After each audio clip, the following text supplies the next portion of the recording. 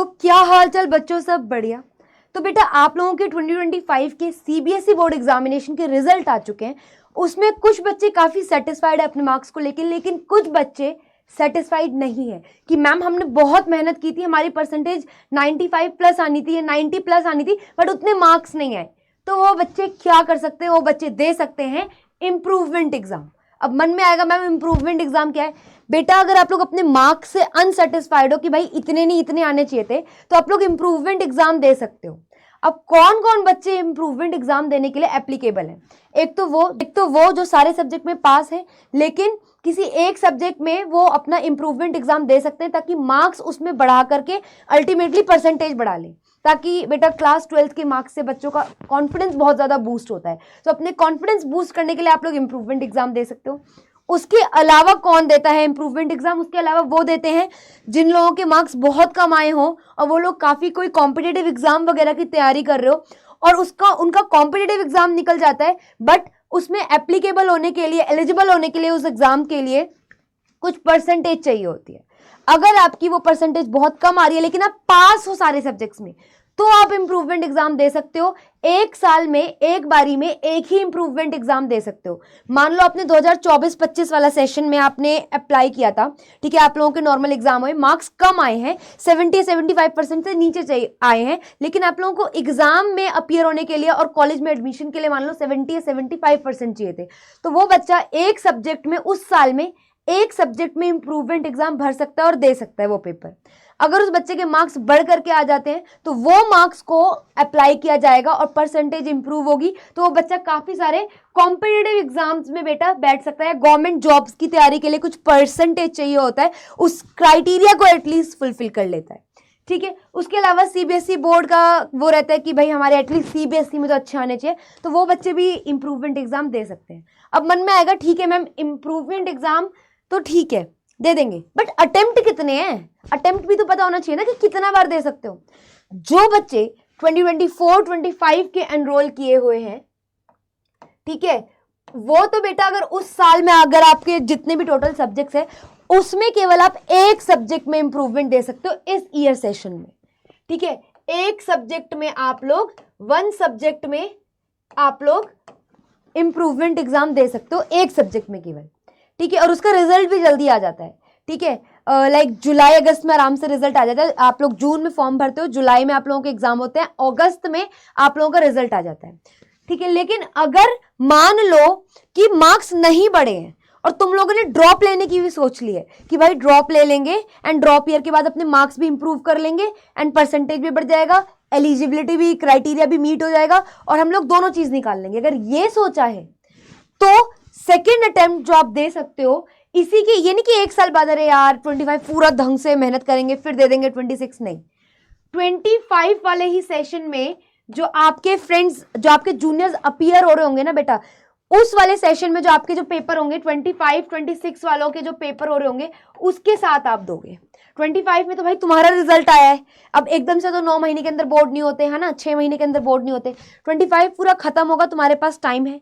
26 के जो normal time पे पेपर होते हैं, फरवरी मई वाले टाइम पे कि आपके एग्जाम स्टार्ट हो रहे हैं, वो होगा, तो सेकेंड अटेम्प्ट आप लोग तब दे सकते हो। लेकिन उसमें एक डिफरेंस है, इसमें आप लोग मल्टीपल सब्जेक्ट्स के लिए अप्लाई कर सकते हो, और सबसे बड़ा डिफरेंस, फर्स्ट अटेम्प्ट जब आप लेते हो बेटा वो विद इन सेम ईयर होता है, ठीक है, और कब हो रहा होता है आपका, मई जून में हो जाता है एग्जाम आप लोगों का, और जुलाई अगस्त में रिजल्ट भी आ जाता है, ठीक है। जून में आप लोग फॉर्म भरते हो स्कूल के थ्रू, स्कूल वगैरह आपको भर के देगा मई जून में जब भी फॉर्म्स वगैरह फिल होते हैं, ठीक है, स्कूल आपका भर के देगा। उसके बाद जुलाई में एग्जाम होंगे, अगस्त तक तो बेटा रिजल्ट भी आ जाएगा फर्स्ट अटेम्प्ट में, जिसमें एक सब्जेक्ट के लिए दे सकते हो। जबकि जो आप लोग मल्टीपल सब्जेक्ट्स के लिए दे सकते हो, दैट इज अगर 24-25 में एक सब्जेक्ट का दिया था, 25-26 के इनिशियली जो मंथ है आपके, जो भी नॉर्मल टाइम पे उनका पेपर होता है बोर्ड्स का, उसमें भी आप दोगे, लेकिन आप लोगों को मल्टीपल सब्जेक्ट दे सकते हो, एक तो ये चीज। दूसरा बेटा प्राइवेट स्टूडेंट की तरह आप दोगे, आपका कोई स्कूल आपका फॉर्म नहीं भरेगा, आपको खुद से सही डिटेल्स के साथ एप्लीकेशन फॉर्म भरना होगा एज अ प्राइवेट स्टूडेंट, ठीक है, इससे आप लोगों के अल्टीमेटली मार्क्स अगर आप लोग अच्छा देते हो तो बढ़ जाएंगे। ठीक है, ओवरऑल सीबीएसई का क्राइटेरिया मीट हो जाएगा अगर आप किसी एग्जामिनेशन में अपीयर हो रहे हो या गवर्नमेंट जॉब के लिए अपीयर हो रहे हो, या कितनी बार आगे फ्यूचर में क्या होता है ना कि ऐसा क्राइटेरिया रख दिया जाता है कि भाई 12th में इतनी परसेंटेज होनी चाहिए, ग्रेजुएशन में इतनी। अब तुमने ग्रेजुएशन का तो कर लिया, बट भाई 12th का क्या करोगे? तो इसीलिए भी कुछ बच्चे क्या है बेटा, अपना 75-80 से ऊपर परसेंटेज लाने के लिए इंप्रूवमेंट एग्जाम देते हैं ताकि आगे फ्यूचर में प्रॉब्लम ना हो। ठीक है, आ जाओ। देखो ये क्या याद रखना बेटा, बिल्कुल फिल होगा फॉर्म बाय योरसेल्फ। अगर आप कब दे रहे हो, सेकेंड अटेम्प्ट में दे रहे हो, लेकिन एकदम से नेक्स्ट ही ईयर, ये नहीं कि एक साल पूरा गैप लेके 26-27 में दे रहे हो, बिल्कुल भी नहीं। ठीक है, ये नहीं होगा, ये अप्लाइड नहीं है, गैप नहीं आना चाहिए बिल्कुल। अब देखो अप्लाई कैसे करना है। फर्स्ट अटेम्प्ट जब उसी ईयर में दे रहे हो जब आप लोगों को इंप्रूव करना है, अभी मान लो फरवरी में आप लोगों के एग्जाम हुए थे इस साल में, इसमें ही आपका रिजल्ट आ चुका है अभी मई में, आपको अब देना है फर्स्ट अटेम्प्ट। तो एक सब्जेक्ट में दे सकते हो, यहाँ पे लिखा हुआ है मैंने। जून में आपका एप्लीकेशन फॉर्म फिल होगा थ्रू स्कूल। करेक्ट डिटेल्स देना, गलती मत करना वरना एरर आएगा। ठीक है, उसके अलावा फिल होंगे जून में फॉर्म्स वगैरह आप लोगों के। उसके बाद जुलाई में आप लोगों का बेटा एग्जाम होगा। ठीक है, मई में तो रिजल्ट ही आता है। अगर इंप्रूवमेंट दे रहे हो तो जून में फिल कर देगा फॉर्म आपका स्कूल वाला। ठीक है, स्कूल वाले कर देते हैं बेटा ये। जुलाई में आप लोगों के एग्जामिनेशन होता है और अगस्त तक यूजुअली रिजल्ट आ जाता है। ठीक है, लेकिन अगर आप लोग अब नेक्स्ट ईयर दे रहे हो, कंसेक्यूटिव ईयर, एक के साल एक के नेक्स्ट साल बिल्कुल, ठीक है, ये नहीं कि गैप लिया है, तब क्या है बेटा, मोर देन वन सब्जेक्ट पे आप लोग अप्लाई कर सकते हो। ओके, उसके अलावा क्या है, सितंबर अप्रॉक्स में, मिड ऑफ सितंबर में यूजुअली इनके जो फॉर्म होते हैं वो रिलीज हो जाते हैं। लेकिन मेक श्योर आपको बहुत एक्टिव रहना होगा और चेक करना होगा रेगुलरली कि फॉर्म कब रिलीज हुई, ताकि ये मिस ना हो जाए चांस और गलती ना हो जाए आप लोगों से। ठीक है, एप्लीकेशन फॉर्म जो आप लोग लोगे वो आपको खुद भरना है करेक्टली, प्राइवेट स्टूडेंट की तरह। ठीक है, मतलब कि आप किसी स्कूल से एसोसिएटेड नहीं हो, अब आप लोग खुद उस फॉर्म को भर रहे हो। ठीक है, अब क्या है बेटा, उसके बाद आपके एग्जाम कब होंगे, नॉर्मल आपके जूनियर बैच जो होगा उसी के साथ नॉर्मल बोर्ड जो एग्जाम होंगे उनके साथ आप दोगे फरवरी। ठीक है, उसके बाद मई में आप लोगों का यूजुअली जैसे रिजल्ट आता है आ जाएगा। तो ये है पूरा क्राइटेरिया। अब आप कहोगे मैम क्या मार्कशीट में कोई डिफरेंस होता है? बेटा मार्कशीट में बस यही डिफरेंस आएगा कि जो आपके पास न्यू मार्कशीट होगी उसमें जितने भी नंबर ऑफ सब्जेक्ट्स आप लोगों ने लिए होंगे, सेकंड अटेम्प्ट की बात कर रही हूँ, सेकंड अटेम्प्ट, ठीक है, उसमें वो नंबर ऑफ सब्जेक्ट्स न्यू वाले ऐड ऑन होकर न्यू वाले मार्क्स आ जाएंगे। और नीचे जहां पास लिखा होता है वहां पे ये लिखा आएगा अपीयर्ड फॉर इम्प्रूवमेंट। बस यही डिफरेंस होता है और ज्यादा कोई डिफरेंस नहीं होता। और एक जहां पे पहले स्कूल का नाम आता था वहां पे सीबीएसई प्राइवेट करके समथिंग लिखा आता है। सो ज्यादा डिफरेंस नहीं है। ये नहीं है कि बहुत नेगेटिव कुछ हो रहा है, नहीं, ऐसा कुछ नहीं है। तुम अपना क्राइटेरिया मैच कर रहे हो यार, ये तुम्हारी लाइफ है, तुम्हें जैसे डिसीजन लेने हैं लो। अल्टीमेटली आप कल को अच्छा कर रहे हो ना लाइफ में, तो ये सारी चीजें लोग आपसे इंस्पिरेशन या आपसे हेल्प लेना चाहेंगे कि ये आपने कैसे किया था। सो डोंट वरी, ऐसा कुछ नेगेटिव इम्पैक्ट नहीं होगा इसका। अब सुनो, जब तुम मान लो सेकेंड अटेम्प्ट ले रहे हो, ठीक है, अगर मान लो तुमसे डेट मिस हो गई, पहले तो यूजुअली 300 रुपये का फॉर्म होता है इंडियंस के लिए, इंडिया में, ठीक है, इंडिया की बात हो रही है, ठीक है, तब तो 300 रुपये। मान लो तुमसे डेट स्किप हो गई, कुछ दिन लेट हो गए, तो भाई 2000 रुपीज़ जो है 2000 एक्स्ट्रा लगते हैं लेट फीस। तो इस चीज़ का ध्यान रखना, इसको अवॉइड करने के लिए प्लीज़ लेट मत करना, डेट का ध्यान रखना। अब आप कहोगे मैम इम्प्रूवमेंट एग्जाम ना काफ़ी ऐसा लगता है यार जैसे बैक आ गई हो। ये बैक नहीं है बेटा, इम्प्रूवमेंट एग्जाम वो बच्चे देते हैं जिन बच्चों की सारे क्लियर है, भाई पास है बच्चा, बस अपने मार्क्स इंप्रूव करना चाहता है, इसलिए वो बच्चा इम्प्रूवमेंट एग्जाम दे रहा है। ठीक है, ये होता है डिफरेंस।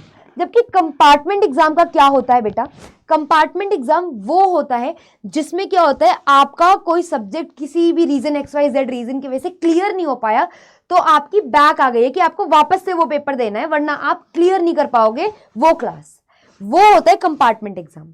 अब मान लो 5 में से अगर आपके 2 या 2 से ज्यादा में कंपार्टमेंट आ गई है, भाई अब कंपार्टमेंट एक ही का दे सकते हो 1 साल के अंदर, 1 साल के अंदर एक ही का कंपार्टमेंट दे सकते हो आप। ठीक है, अगर 5 में से 2 से ज्यादा सब्जेक्ट्स में फेल हो तो आप बेटा ओवरऑल फेल हो, आपको रीअपियर होना पड़ेगा। लेकिन अगर आप लोग कंपार्टमेंट एग्जाम के लिए मान लो 5 में से एक ही सब्जेक्ट में फेल हो, ठीक है, या एक सब्जेक्ट क्लियर नहीं कर पाए हो, तो आप लोगों का कंपार्टमेंट लिखा आएगा, आप लोगों को अच्छे से बस प्रिपेयर करना है और पेपर दे के आना है एज पर जो भी वहां पे डेटा रिलीज हुआ होगा कि कब है पेपर। ठीक है, वहां पे अगर आप लोग एक बार क्लियर कर लेते हो तो बस कोई दिक्कत नहीं है बेटा, आप लोगों की जो न्यू मार्कशीट आप लोगों को मिलेगी उसमें पास लिखा आएगा।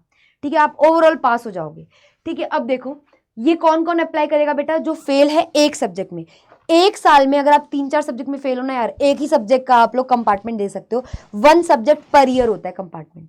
लेकिन अगर मान लो 5 में से एक ही सब्जेक्ट में फेल हो, एक ही की कंपार्टमेंट देना भी अलाउड है ऑब्वियसली, तो तुम यार एक में फेल हो, तुम पास करके अपना साल ड्रॉप होने से बचा सकते हो। ये फायदा है कंपार्टमेंट का।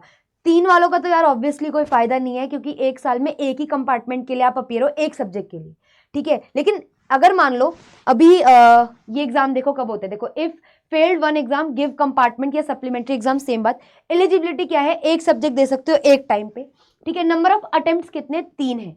अब देखो अगर मान लो अभी वाले एग्जाम में तुम लोग फेल हो गए, कोई एक सब्जेक्ट की बात कर रही हूँ, एक ही सब्जेक्ट देना अलाउड है, पास हो गए तो क्या होगा, साल ड्रॉप या रिपीट नहीं करना पड़ेगा। तो होगा क्या, आप लोगों का फॉर्म वापस से भरा जाएगा स्कूल के थ्रू जून वगैरह में, ठीक है, something mid of June something में। उसके बाद जुलाई में आप लोगों के पेपर होंगे, अगस्त में रिजल्ट भी आ जाएगा। तो ये तो आपका फर्स्ट अटेम्प्ट होता है, जुलाई अगस्त वाला, ये आपका फर्स्ट अटेम्प्ट होता है सेम ईयर में। एक होता है फर्स्ट अटेम्प्ट सेम ईयर में होता है, 3 अटेम्प्ट्स होते हैं एक कंपार्टमेंट एग्जाम को क्लियर करने के लिए। लेकिन एक साल में यार आप लोग एक ही कंपार्टमेंट एग्जाम को क्लियर कर सकते हो, ठीक है। अब यार ये या तो अगर क्लियर हो गया तो वेरी गुड है जी, नहीं होता है तो आपके पास एक और अपॉर्चुनिटी है, सेकेंड अटेम्प्ट है। वो आप कब दे सकते हो, वो आप लोग दोगे मई जून में। मई जून में मतलब कि ये 24-25 में दिया है ना अभी, ये तो नॉर्मल पेपर था उसी साल, ठीक है, ये उसी साल वाला पेपर था। अब दोगे आप ये वाला उसी के जैसे ही 25 खत्म होगा, 25-26 में, मई जून, जब बाकी बच्चों के बोर्ड्स एग्जामिनेशन हो रहे होंगे, ठीक है। मई जून में आप लोग दोगे आराम से, फेब्रवरी वगैरह में पेपर वगैरह होगा, मई जून में आप लोगों का अप्रॉक्सीमेटली रिजल्ट वगैरह भी आ ही जाता है, ठीक है। आप लोगों को एक्टिव रहना पड़ेगा, कब कौन सी फॉर्म निकल रहे हैं आप लोगों के कंपार्टमेंट एग्जाम वालों बच्चों के, वो आपको थोड़ा देखना पड़ेगा। बट जो सेकंड अटेम्प्ट होता है बेटा, वो मई जून में होता है, ठीक है। अगर मान लो बाई चांस सेकेंड अटेम्प्ट भी भगवान न करे ना निकले उसी सेम सब्जेक्ट में, तो क्या करना होगा बेटा आप लोगों को, जुलाई अगस्त वाला एक और अटेम्प्ट होता है, that is the last attempt you can have for the same exam और सेम सब्जेक्ट। तो आप लोगों को बेसिकली 3 अटेम्प्ट मिलते हैं, आप लोगों को एक ही साल में ही क्लियर करने होते हैं ढंग से, ठीक है। इतना समझ आ गया। तो ये डिफरेंस होता है बेटा आप लोगों के improvement exam versus compartment exam. Improvement exam marks या अपने मार्क्स को इम्प्रूव करने, एलिजिबिलिटी को या क्राइटेरिया को मीट करने के लिए होता है, जबकि कंपार्टमेंट एग्जाम होता है कि भाई आप अगर एक सब्जेक्ट में फेल हो, ठीक है, तो आप अपना गैप ईयर या पढ़ाई में ड्रॉप आने से बचा लो अपने आप को। तो कंपार्टमेंट एग्जाम होता है ताकि बच्चे को रिपीट ना करना पड़े पूरा साल, उसका टाइम वेस्ट ना हो, उस चीज़ के लिए बेटा कंपार्टमेंट एग्जाम होता है। आई होप आप लोगों को समझ आ गया होगा, ठीक है। अगर कोई भी दिक्कत है तो मेरे को कमेंट करके बता दो, मैं आप लोगों को अच्छे से एक्सप्लेन कर दूंगी।